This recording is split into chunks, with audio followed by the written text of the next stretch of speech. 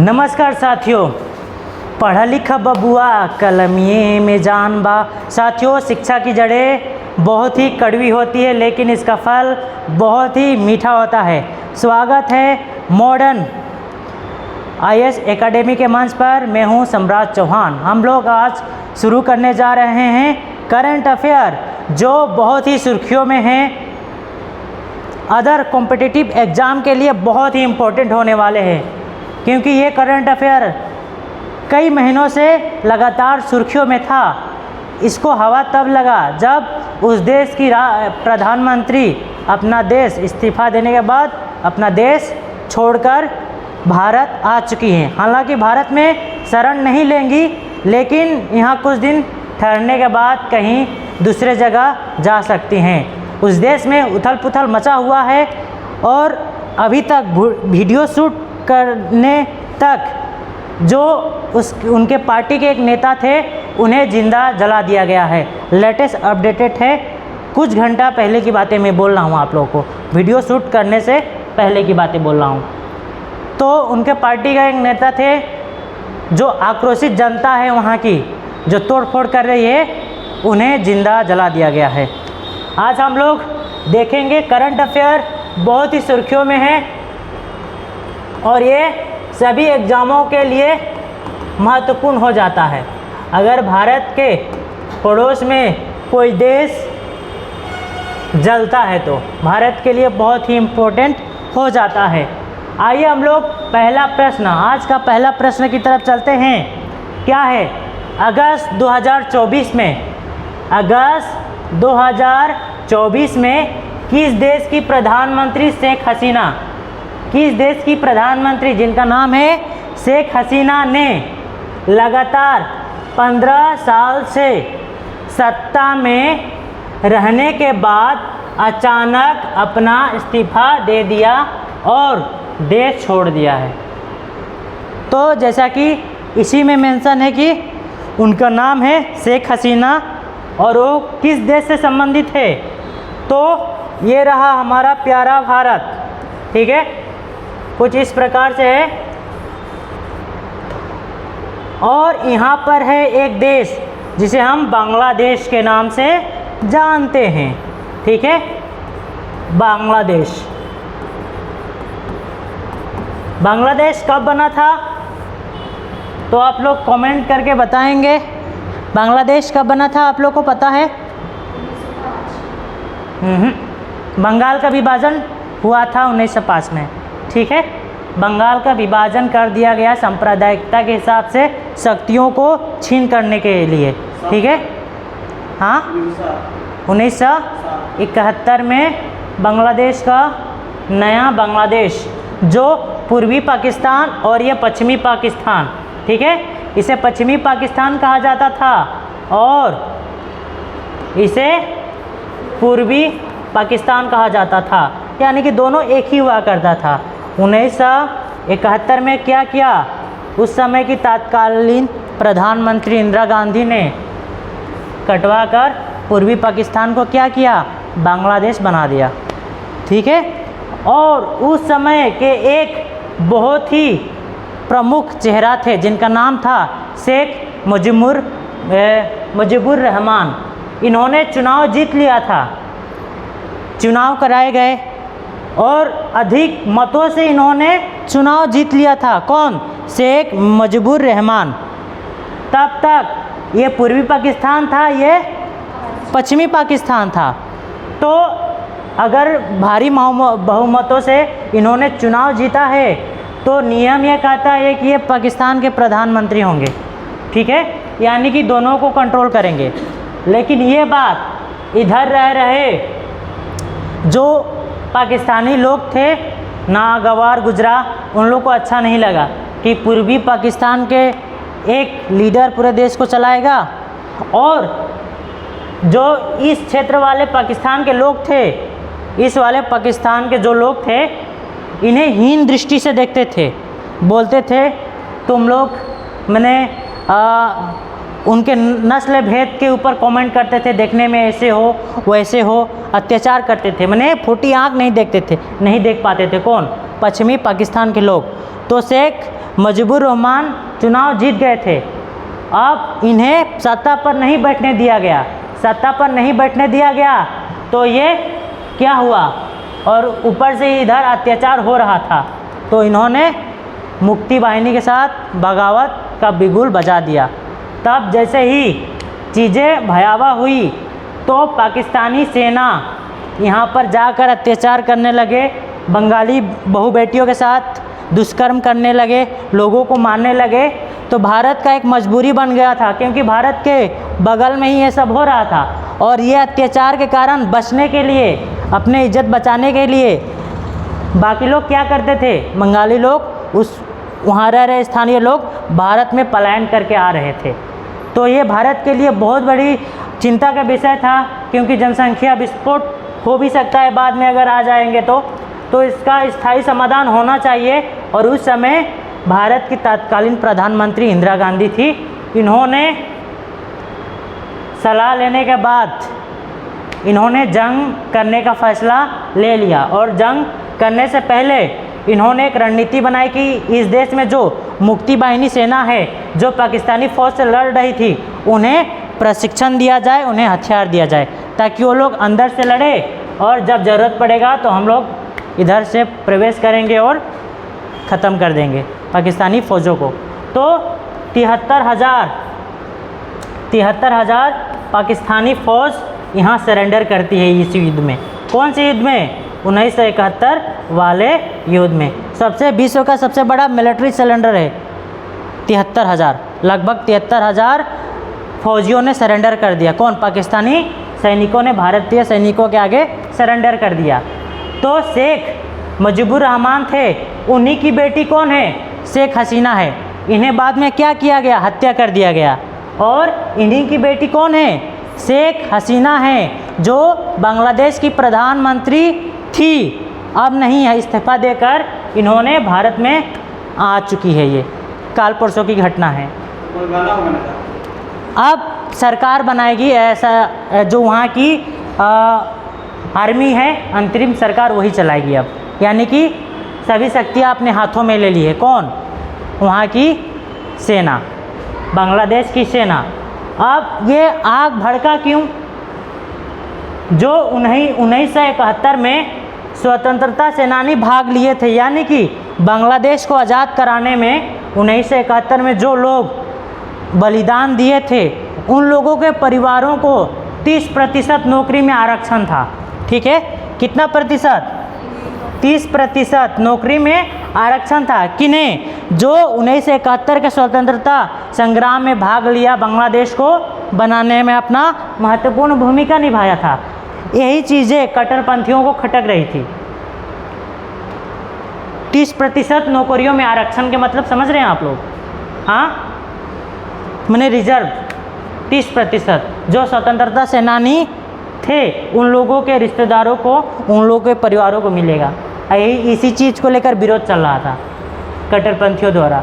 और धीरे धीरे यूनिवर्सिटी में गया, कॉलेजों में गया, छात्र बाहर आए, और कट्टरपंथियों ने मिलकर बांग्लादेश को अभी तहस नहस करने के कगार पर पहुंचा दिया है, पूरा का पूरा बांग्लादेश को। और यही कारण है कि शेख हसीना को इस्तीफा देकर अपना जान बचाकर भारत आना पड़ा है।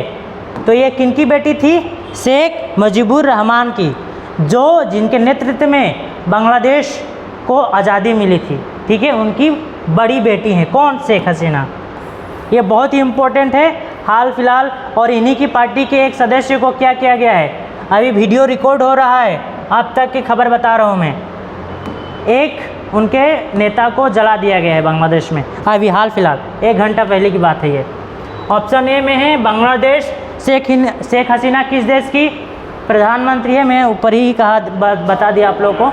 ऑप्शन बी में है जापान, सी में रूस, डी में श्रीलंका। तो बच्चों, शेख हसीना किस देश की प्रधानमंत्री है? अभी डिस्कशन किया हम लोगों ने, तो बांग्लादेश की है। Option A is correct. ठीक है। और इन्होंने क्यों देश छोड़ा? क्योंकि उपद्रवियों ने इस तरह से चीज़ें की जो संभलने का मौका नहीं दिया। हालांकि कई महीनों से चल रहा था, लेकिन इसमें कई देशों का अराजक तत्व, खुफिया एजेंसियां भी शामिल है, क्योंकि भारत के पड़ोस में अशांति, यानी कि भारत के अंदर भी उसका धुआं आ सकता है। अगर पड़ोस में आग लगता है तो सामने वाले आसपास के घरों को भी सचेत हो जाना चाहिए, क्योंकि इस पड़ोस का आग हमारे घर में भी आ सकता है। तो भारत अभी अलर्ट पर है और अवैध बांग्लादेशी घुसपैठियों का सिलसिला भी बरकरार है। इसीलिए हमारे बीएसएफ के जवान भी बॉर्डर पर मुस्तैद हैं, अलर्ट पर हैं, हाई अलर्ट पर रख दिया गया है। तो ये हमारे पड़ोस में एक देश है बांग्लादेश, उस देश में उथल पुथल मचा हुआ है और ये उथल पुथल भारत के लिए सही नहीं है, क्योंकि जो बांग्लादेश की प्रधानमंत्री थी वो कट्टरपंथी विचारधारा की नहीं थी, ये भारत को सपोर्ट करती थी, यानी कि भारत की हकों के लिए समर्थन दे देती थी। ये भारत के साथ इनकी अच्छी मित्रता थी। किनका? शेख हसीना का। शेख हसीना का अच्छी मित्रता थी। अब अगर सेना वहाँ की अंतरिम सरकार चलाती है, सेना ने अपने सभी पावर अपने हाथों में ले ली है, सरकार को भी अंतरिम सरकार सेना ही चलाएगी। अब लोकतंत्र बचेगा या म्यांमार की तरह हो जाएगा, ये भविष्य में ये चीज़ें सामने आएगी। जैसे कि म्यांमार में अभी ना ही सरकार है और ना ही कोई लोकतंत्र है, सेना शासन कर रही है।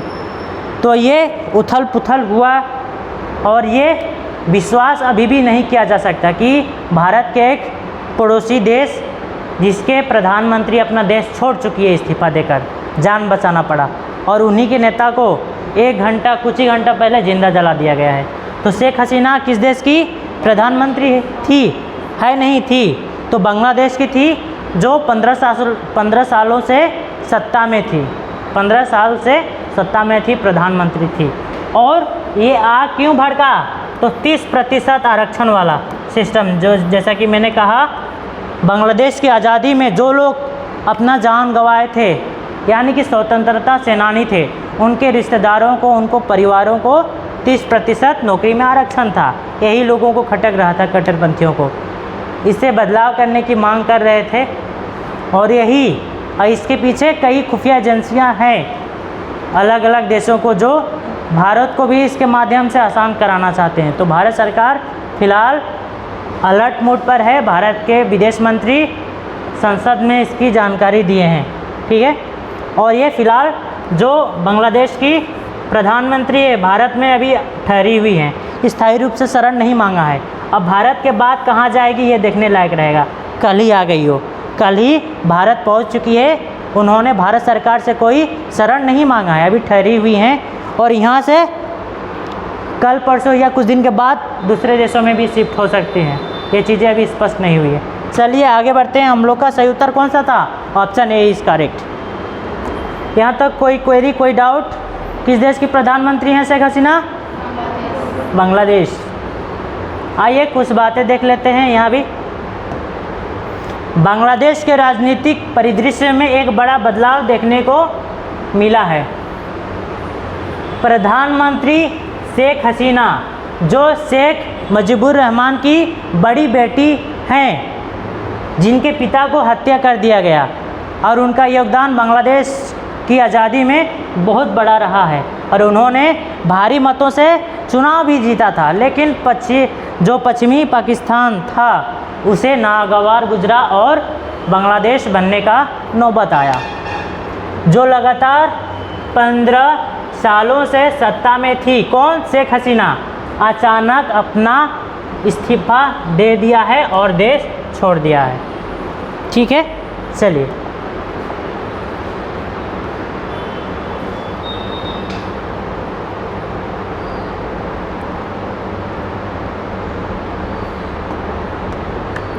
बांग्लादेश में पुलिस और ज़्यादातर छात्र प्रदर्शनकारियों के बीच हिंसक झड़पें देखी गई, जिसमें कई लोग भी मारे गए, 200 के करीब लोग भी मारे गए गोली फायरिंग में। जो विवादास्पद कोटा प्रणाली, 30% आरक्षण वाली बात, कोटा प्रणाली, को समाप्त करने की मांग कर रहे थे।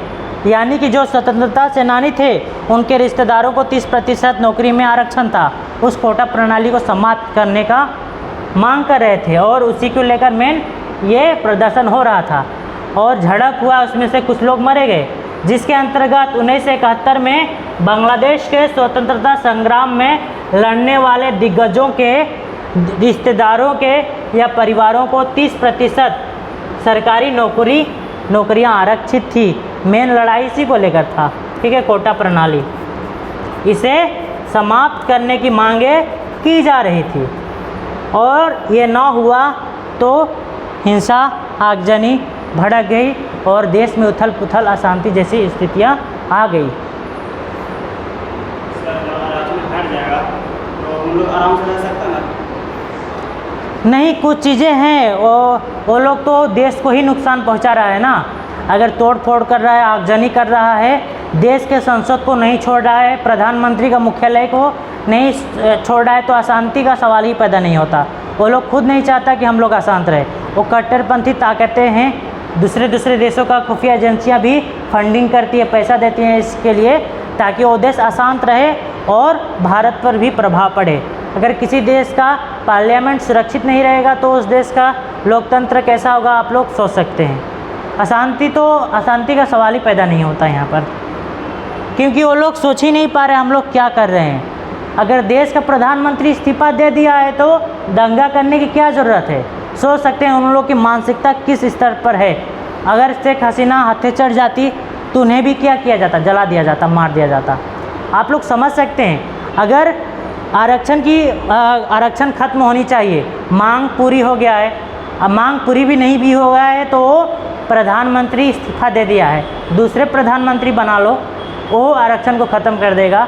देश में आगजनी, पार्लियामेंट में, यहाँ तक शेख हसीना की साड़ी को भी नहीं छोड़ा गया है। उसके बेडरूम में जाकर उनके जो महंगे चीज़ें, साड़ी, वो भी उठा ले गया है। जो प्रधानमंत्री आवास में बकरियाँ थी, बतख थे, उन लोगों को भी लेकर चला गया है। जो मैंने जहाँ से जो कीमती वस्तुएं चोरी करने को मिला, ले जाने को मिला, वो सभी किए वहाँ के लोगों ने, स्थानीय लोगों ने। तो अशांति की कल्पना नहीं की जा सकती। कट्टरपंथी सोच इसी को कहते हैं। चलिए आगे बढ़ते हैं, देख लेते हैं कुछ चीज़ें। बांग्लादेश कहाँ पड़ता है? तो एशिया में एक देश है, ये एक एशियाई देश है, दक्षिण एशिया में पड़ता है और इसकी राजधानी कहाँ है? ढाका है और मुद्रा क्या है? टका। आप लोग याद रखेंगे इसे, क्योंकि सुर्खियों में बना हुआ है, एग्जामों में सीधा आ जाता है। जो चीज़ ट्रेंड में रहता है उसी पर क्वेश्चन बनते हैं अक्सर। अगला प्रश्न है आज का करंट अफेयर का दूसरा प्रश्न है, हम लोग देखने जा रहे हैं। जुलाई 2024 में किसे सीमा सुरक्षा बल यानी कि बीएसएफ के अतिरिक्त महानिदेशक पद पर नियुक्त किया गया है? बीएसएफ के अतिरिक्त महानिदेशक पद पर नियुक्त किया गया है। किन्हें? ऑप्शन ए में है दलजीत सिंह चौधरी, बी में है उपेंद्र द्विवेदी, सी में है विवेक राम चौधरी और डी में संजय सिंह। तो महानिदेशक के रूप में हाल ही में किन्हें नियुक्त किया गया है? तो ये फोटो में दिखाई दे रहे हैं, इनका नाम है Daljit Singh Chaudhary. Option A is correct. किस चीज़ का महानिदेशक बनाया गया है? तो बीएसएफ के, और ये पूर्व आईपीएस अधिकारी हैं। ठीक है, आप लोग नोट करते चलेंगे, कोई क्वेरी होगा तो आप लोग पूछ भी सकते हैं। करंट अफेयर बीपीएससी हो, कॉम्पिटिटिव एग्ज़ाम हो या अदर कॉम्पिटिटिव एग्ज़ाम, यहाँ तक यूपीएससी ही क्यों ना हो, क्योंकि करंट अफेयर के योगदान 30 से 35 के बीच में हर एग्ज़ामों में इसका वेटेज देखने को मिल रहा है। करंट अफेयर को इग्नोर ना करें, छोटे छोटे हिस्सों में, छोटे छोटे खंडों में ही कवर करते चलें, क्योंकि करंट अफेयर आप लोगों को अपडेटेड रहने में, यानी कि अपडेटेड वर्जन बनने में बहुत बड़ी भूमिका निभाती है। कौन? Current affair. तो 2024 में सीमा सुरक्षा बल के महानिदेशक किन्हें नियुक्त किया गया है? बीएसएफ के नए महानिदेशक किन्हें नियुक्त किया गया है? तो दलजीत सिंह चौधरी को। किन्हें? दलजीत सिंह चौधरी को। ठीक है, ऑप्शन ए इज करेक्ट। आगे बढ़ते हैं हम लोग।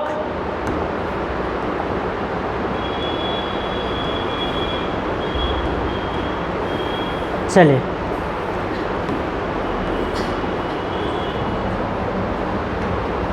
कुछ चीज़ें देख लेते हैं। केंद्र सरकार ने आईपीएस अधिकारी दलजीत सिंह चौधरी, यानी कि ये एक आईपीएस अधिकारी हैं जो यूपीएससी के थ्रू सिलेक्शन होता है। आईपीएस अधिकारी हैं तो समझ सकते हैं इनका सोच, आईक्यू लेवल और विचारने की क्षमता कैसा होगा। सीमा सुरक्षा बल यानी कि बीएसएफ का अतिरिक्त प्रभार सौंपा गया है किन्हें? चौधरी को। ये सशस्त्र बल एसएसबी के प्रमुख भी हैं, यानी कि एसएसबी के प्रमुख भी हैं। कौन?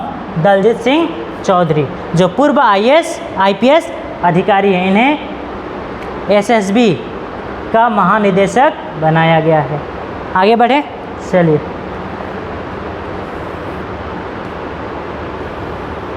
देख लेते हैं सीमा सुरक्षा बल बीएसएफ का स्थापना कब हुआ?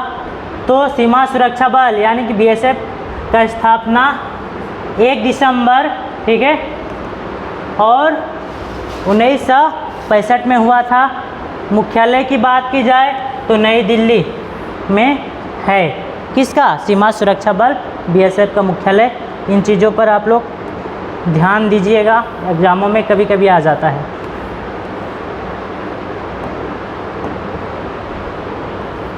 तीसरा प्रश्न पर आते हैं। वर्ष 2024 में अमेरिका के राष्ट्रपति पद की उम्मीदवार बनने वाली पहली अश्वेत और पहली दक्षिण एशियाई महिला कौन बनी है? पूछा है 2024 में अमेरिका के राष्ट्रपति पद की उम्मीदवार बनने वाली पहली अश्वेत, पहली दक्षिण एशियाई और महिला कौन बनी? यानी कि पहली अश्वेत और पहली दक्षिण एशियाई महिला कौन बनी जो अमेरिका के राष्ट्रपति पद की उम्मीदवार के रूप में खड़ी है, यानी कि 2024 वाले इलेक्शन में।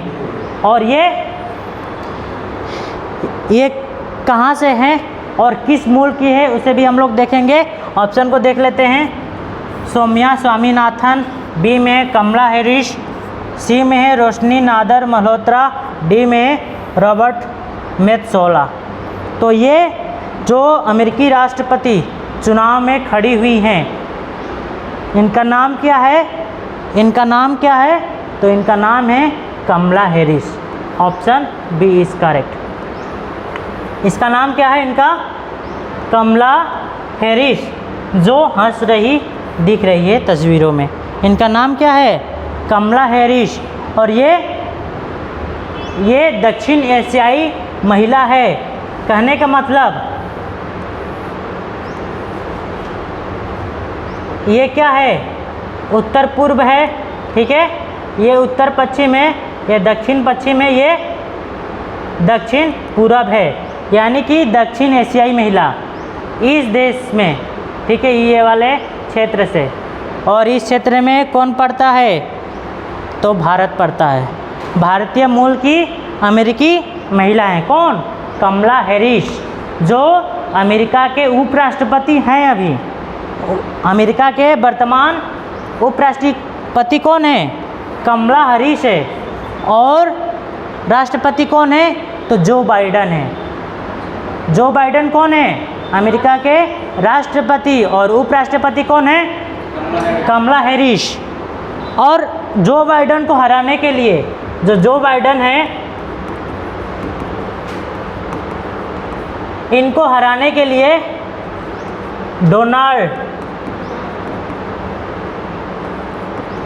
डोनाल्ड ट्रंप आ गए थे मैदानों में और इन्होंने परखच्चे उड़ा दिए थे।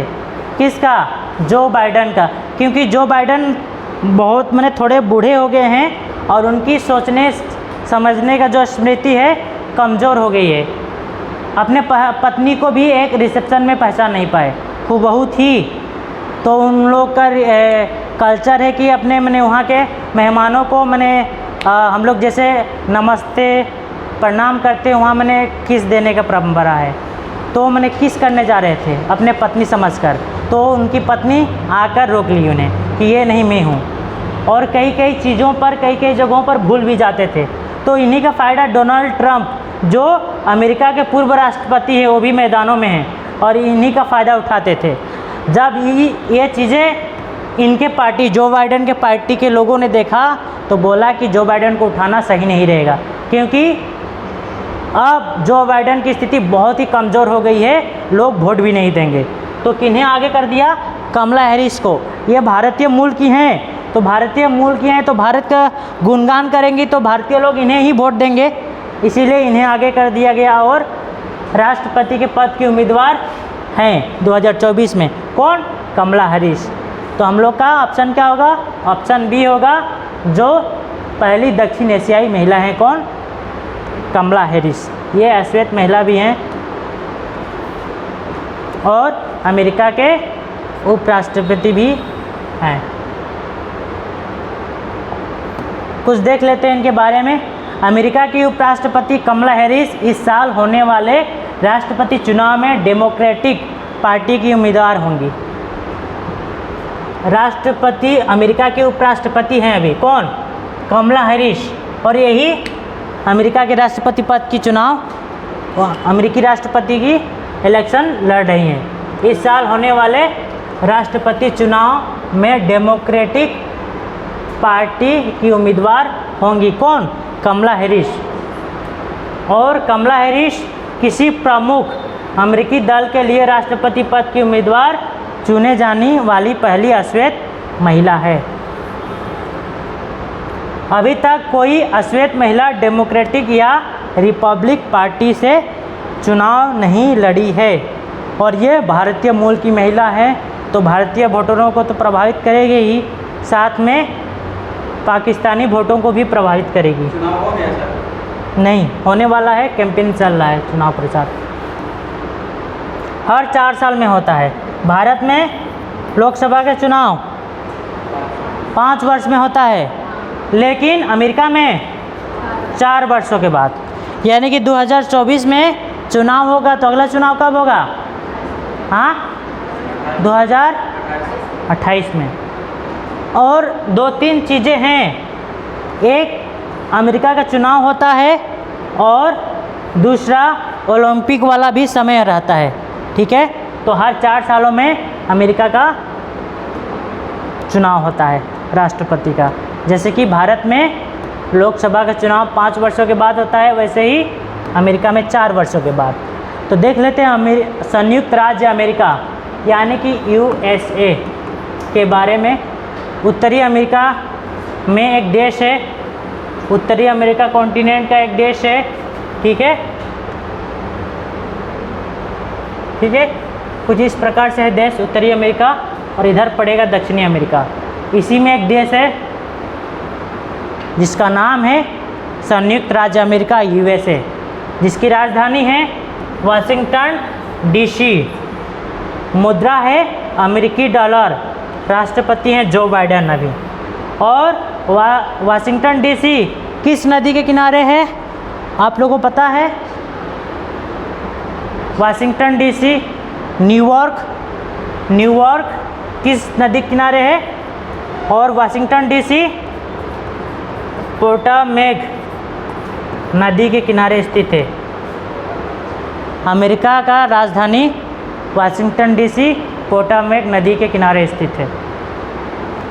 चले आगे बढ़ते हैं, नोट करते चलेंगे आप लोग। नोट ही रिवीजन में बहुत बड़ी भूमिका निभाती है एग्जामों में। देख लेते हैं, पेरिस ओलंपिक 2024 में टेनिस में पुरुष एकल स्पर्धा में अपना पहला स्वर्ण पदक जीतने वाले खिलाड़ी कौन बन गए हैं?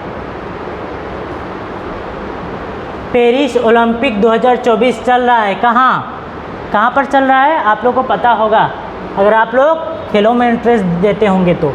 टेनिस में पुरुष एकल स्पर्धा में अपना पहला स्वर्ण पदक जीतने वाले खिलाड़ी बन गए हैं। और ये पेरिस ओलंपिक कहाँ चल रही है? पेरिस कहाँ है? ये वो छोड़िए, पेरिस कहाँ है, किस देश में है? हाँ, फ्रांस में। हाँ, ये खेल फ्रांस में हो रही है, पेरिस ओलंपिक। और वहाँ पे भी जिहादी लोगों ने, कट्टरपंथियों ने आगजनी, हिंसा, उपद्रव मचा रखा है। एक तरफ होनहार प्रतिभावान खिलाड़ी वहाँ खेल रहे हैं एक स्टेडियम में, दूसरी तरफ वो भी जल रहा है, वो भी देश जल रहा है, जैसे कि बांग्लादेश में हो रहा है। और इसे सुरक्षित करने के लिए भारत से कुछ डॉग को मंगाया गया, किसी ज्वलनशील पदार्थ को पहचानने के लिए, बम बारूद को पहचानने के लिए। और वैसे गुट रहता है उन लोगों का, पहले से ही प्री प्लांट करके रखे रहते हैं। रास्ता किनारे, घरों के ऊपर, छतों के ऊपर गिट्टी बालू डीजल पेट्रोल से हमला करते हैं, गाड़ी जलाते हैं। उन लोगों को उस चीज़ों को रिकवर करने के लिए भारत से डॉग गया, स्पेशल डॉग मंगाया गया है पेरिस ओलंपिक को सुरक्षित बनाने के लिए। यानी कि भारत से एक डॉग के साथ एक टीम गया हुआ है और पूरी पेरिस ओलंपिक का सुरक्षा निगरानी कर रहे हैं। तो ये खेल फ्रांस में हो रहा है, पेरिस ओलंपिक 2024 फ्रांस में हो रहा है। और अपना पहला स्वर्ण पदक जीतने वाले खिलाड़ी कौन बन गए हैं टेनिस में? तो इनका नाम है, ऑप्शन ए में है नोवाक जोकोविच, बी में है कार्लोस अल्काराज, और सी में है राफेल नडाल, डी में है सोबलिंस कुसेला। तो option A is correct, Novak जोकोविच क्या है? टेनिस में ऐसे पहले पुरुष हैं जिन्हें स्वर्ण पदक मिला है। तो हम लोग का उत्तर कौन सा होगा? Option A is correct. ये खेल पेरिस फ्रांस में हो रही है। ठीक है, ये हैं। आगे बढ़ते हैं हम लोग।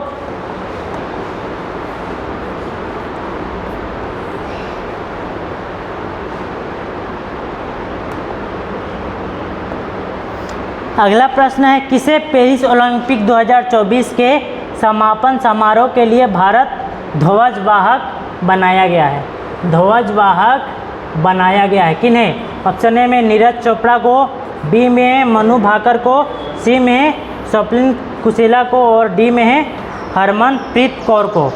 तो पेरिस ओलंपिक 2024 के समापन समारोह के लिए भारत के ध्वजवाहक कौन है? तो मनु भाकर को बनाया गया। ऑप्शन बी इज करेक्ट, जो ये है। आगे बढ़े, आप लोग नोट करते चलेंगे, बहुत ही इम्पोर्टेंट है सभी एग्ज़ामों के लिए। ये करंट अफेयर सभी एग्ज़ामों के लिए इम्पोर्टेंट है, आप लोग नोट करते चलेंगे। एग्ज़ाम से पहले आप लोग इसे सिर्फ रिवीजन कर लें। और क्लास ख़त्म होने के बाद हम लोग कुछ सवाल जवाब करेंगे जो बहुत ही इम्पोर्टेंट होने वाले हैं। इसीलिए आप लोग क्लास को शुरू से अंत तक अच्छे निगाहों से देखें, यानी कि पूरे मनोयोग के साथ देखें। और मैं कुछ सवाल जवाब करूंगा यहीं से, इसी में से। तो एक एक शब्दों को आप लोग देखते चलें, पढ़ते चलें, समझते चलें, मेरी बातों को सुनते चलें। कुछ बातें देख लेते हैं पेरिस ओलंपिक के बारे में। भारत की दो बार की ओलंपिक कांस्य पदक विजेता कौन?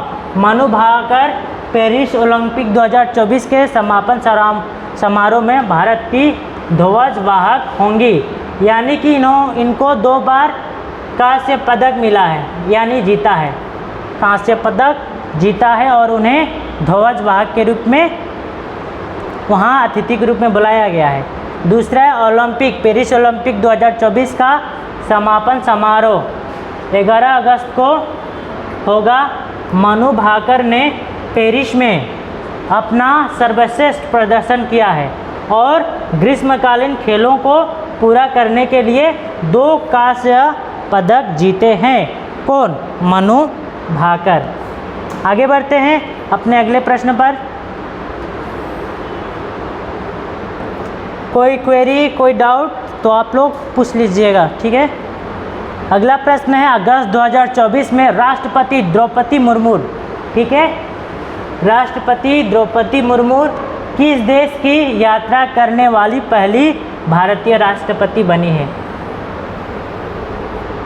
ऑप्शन ए में है फिजी, बी में है तिमोर लेस्टे, सी में है ए और बी दोनों, डी में इनमें से कोई नहीं। क्या पूछा है? 2024 में राष्ट्रपति द्रौपदी मुर्मू किस देश की यात्रा करने वाली पहली भारतीय राष्ट्रपति बनी, यानी कि उस देश में अभी तक कोई महिला राष्ट्रपति नहीं गई है। ये जाने वाली पहली भारतीय राष्ट्रपति हैं कौन? महामहिम द्रौपदी मुर्मू, ठीक है। तो ये तीन देशों की यात्रा की थी, ठीक है, फिजी, न्यूजीलैंड और है तिमोर लेस्टे। 3 देशों की यात्रा की थी कौन? महामहिम द्रौपदी मुर्मू। तो तीसरा ऑप्शन नहीं है, 2 ही है सिर्फ, फिजी है, तिमोर है, ऑप्शन सी इज करेक्ट, यानी कि ए बी दोनों, ठीक है। 3 देशों की यात्रा की हैं हाल फिलहाल में, फिजी, न्यूजीलैंड, तिमोर लेस्टे। तो ऑप्शन में फिजी और तिमोर है, तो ए और बी दोनों होगा। तो ये कहाँ है इसे भी देख लेते हैं। ये वाले क्षेत्र में पाए जाएंगे, ठीक है, ये वाले भाग में।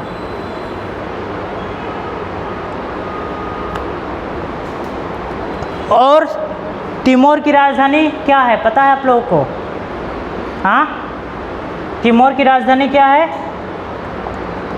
आप लोग कमेंट करके बताएंगे, ठीक है। तिमोर की राजधानी क्या है? तिमोर की राजधानी, मेरे प्यारे रसगुल्लो, आप लोग कमेंट करके बताएंगे, ठीक है। तिमोर की राजधानी कहाँ है और किसके नीचे स्थित है ये देश? तो ऑप्शन क्या होगा? ऑप्शन सी, ए बी और दोनों। 3 देशों की यात्रा की थी कौन? महामहिम राष्ट्रपति ने। कुछ एक्सप्लेनेशन देख लेते हैं। राष्ट्रपति द्रौपदी मुर्मू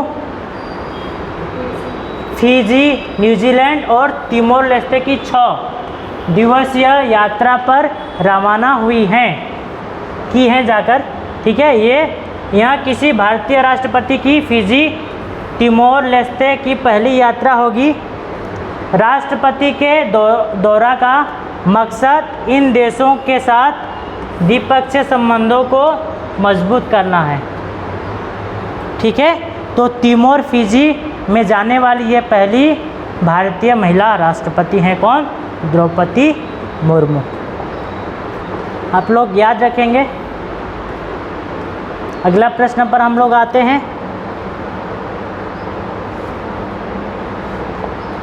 चलिए, किसे अमेरिकी कंपनी बोइंग के नए अध्यक्ष और मुख्य कार्यकारी अधिकारी सीईओ के रूप में नियुक्त किया गया है? एक अमेरिकी कंपनी है बोइंग, इनके अध्यक्ष, नए अध्यक्ष या और मुख्य कार्यकारी अधिकारी जिसे सीईओ कहते हैं के रूप में नियुक्त किया गया है किन्हें?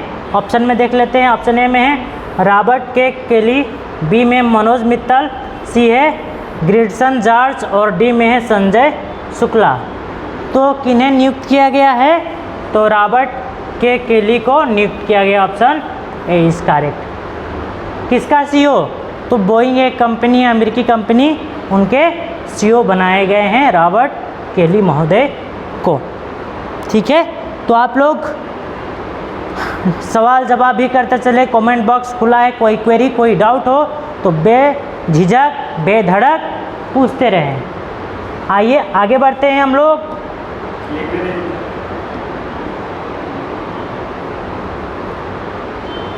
इसका ऑप्शन होगा ऑप्शन ए। आप लोग नोट कर लेंगे तीव्र गति से और इसका पीडीएफ भी मिल जाएगा, तो इसीलिए डोंट माइंड। चलते हैं आगे, समय की व्यवस्था है, पीडीएफ उपलब्ध करा दिया जाएगा ग्रुप में, इसीलिए निश्चिंत रहिए। और यूट्यूब में भी देख सकते हैं, शाम तक चढ़ जाएगा ये। अमेरिकी कंपनी है बोइंग, दुनिया भर में यात्री विमानों की सबसे बड़ी निर्माता कंपनियों में से एक बोइंग कंपनी है और इसका स्थापना 15 जुलाई 1916 को हुई थी। मुख्यालय कहाँ है? वर्जीनिया है, संयुक्त राज्य अमेरिका में पड़ता है। तो बोइंग एक अमेरिकी कंपनी है जिनके सीईओ को नियुक्त हाल फिलहाल में किया गया है। तो हम लोग का सही उत्तर होगा ऑप्शन ए। अपने अगले प्रश्न की तरफ चलते हैं। किस देश द्वारा 2025 में गोबी रेगिस्तान में विश्व का पहला थोरियम पिघला हुआ नमक परमाणु ऊर्जा स्टेशन शुरू किया जाएगा? पूछ रहा है किस देश द्वारा 2025 में गोबी रेगिस्तान में विश्व का पहला थोरियम पिघला हुआ नमक परमाणु ऊर्जा स्टेशन शुरू किया जाएगा? तो कौन देश करेगा? ऑप्शन ए में देखते हैं भारत, बी में है चीन, सी में जापान और डी में है रूस। तो गोबी रेगिस्तान में विश्व का पहला थोरियम पिघला हुआ नमक परमाणु ऊर्जा स्टेशन शुरू कौन सा देश करेगा? तो कोई और नहीं, हमारा पड़ोसी देश चालाक कौन है? चीन, ये करेगा।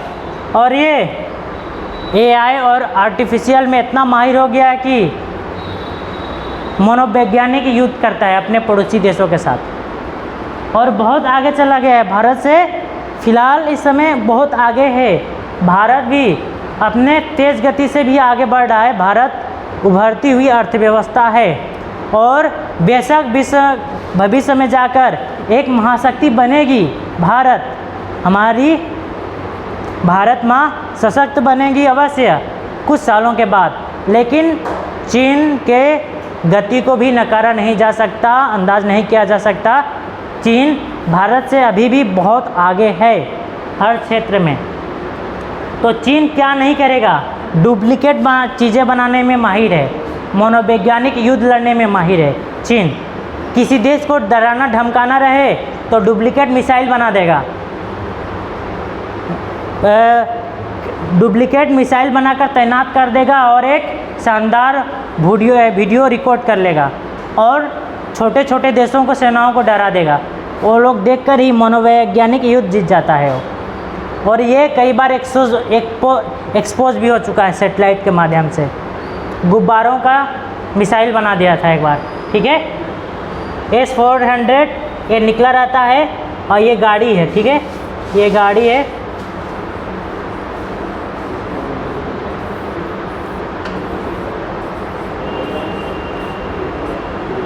ट्रक है और ये मिसाइल वाला रहता है, यहीं से मिसाइल निकल कर मारता है, गाड़ी में ही फिट रहता है। और ये वाला चीज़ था ना, तो ये गुब्बारों का ही फुला दिया था। और सैटेलाइट इतना है कि नीचे का हर गतिविधियाँ स्पष्ट रूप से दिखाई देती है सैटेलाइट से। उसी में पकड़ा गया कि ये डुप्लीकेट है, यानी कि छोटे छोटे देशों को मनोवैज्ञानिक युद्ध में हराने में माहिर है। लेकिन ये चीज़ें अब अन्य देशों को, पड़ोसी देशों को पता चल गई है, कोई इससे डरता नहीं है, ठीक है। तो गोबी वाले महोदय हैं चीन। चलिए आगे बढ़ें हम लोग।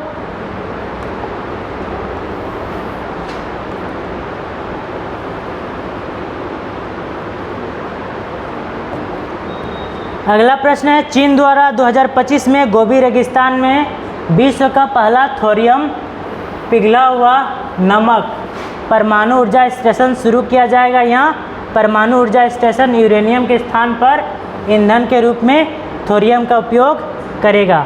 थोरियम एक प्राकृतिक रूप से पाया जाने वाला रेडियोधर्मी तत्व है जो मिट्टी, चट्टानों और जल, पौधों और जानवरों में अल्प मात्रा में पाया जाता है। तो ये चीन इसका इजाद कर रहा है, बनाएगा हाल फिलहाल में।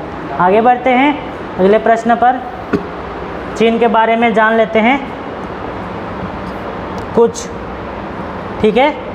तो ये भी एक एशियाई देश है चीन। एशियाई एक देश है, एशिया में स्थित है और इसकी राजधानी कहाँ है? बीजिंग है। मुद्रा क्या है? रेन मिन भी है और एक नाम है इसका, आप लोगों को पता है, दूसरा नाम है युवान है। युवान भी कहते हैं और रेन मिन भी कहते हैं। युवान के भी नाम से जाना जाता है। राष्ट्रपति फिलहाल कौन है? शी जिनपिंग है। कुछ चीज़ें हैं आप लोगों को जानना जरूरी है। आगे बढ़ते हैं, चलिए अगला प्रश्न है, बहुत ही इम्पोर्टेंट है, ये भी आग लगा दिया है। हाल फिलहाल के अंतर्राष्ट्रीय घटनाओं में आग लगा दिया है ये भी, जैसे कि बांग्लादेश का घटना सुर्खियों में है। बड़े बड़े देशों के महत्वपूर्ण अखबारों के सुर्खियां बिटोर रही हैं बांग्लादेश की घटनाएं। ठीक है, तो आप लोग रिवीजन करते चलेंगे, आगे बढ़ते चलेंगे, तीव्र गति से चलेंगे, समय की थोड़ी व्यवस्था है।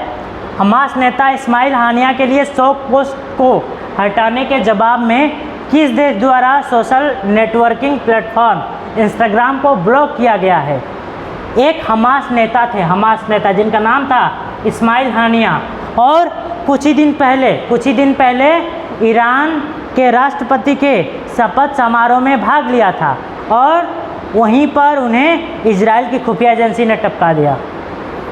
ठीक है, ये ईरान के राष्ट्रपति के शपथ समारोह में गए थे अतिथि बनकर, लेकिन जब वो बेडरूम में गए जहाँ ठहरे थे वहीं पर खुफिया एजेंसी टपका दिया। क्यों? क्योंकि ये इजराइल को दर्द देने वाले, दुख देने वाले सबसे बड़े चेहरों में से एक थे। इन्हें इजराइल आतंकवादी और मोस्ट वांटेड आतंकवादी घोषित किया था।